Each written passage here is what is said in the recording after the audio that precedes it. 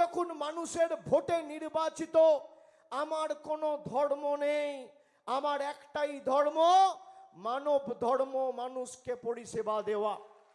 আপনি বলুন তো, যারা মন্দিরের নামে আর মসজিদের নামে ভোট চায়, এদের থেকে বড় রাজনৈতিকভাবে দেউলিয়া এলিমেন্ট আর কি আছে?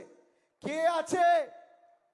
আর হঠাৎ করে তার মনে হলো বাবরি মসজিদ করতে হবে মুর্শিদাবাদে।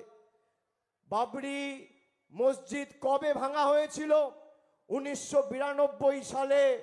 প্রায় 27 বছর পরে সে বিজেপিতে গিয়ে যোগদান দিয়ে 2019-এ বিজেপির প্রার্থী হলো। তখন তার বোধোদয় হলো না যে বাবরি মসজিদ করতে হবে।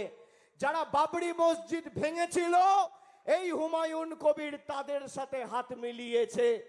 এদেরকে একটা ভোটও দেওয়া মানে পরোক্ষভাবে বিজেপি এবং মোদিকে ভোট দেওয়া, এটা মাথায় রাখতে হবে।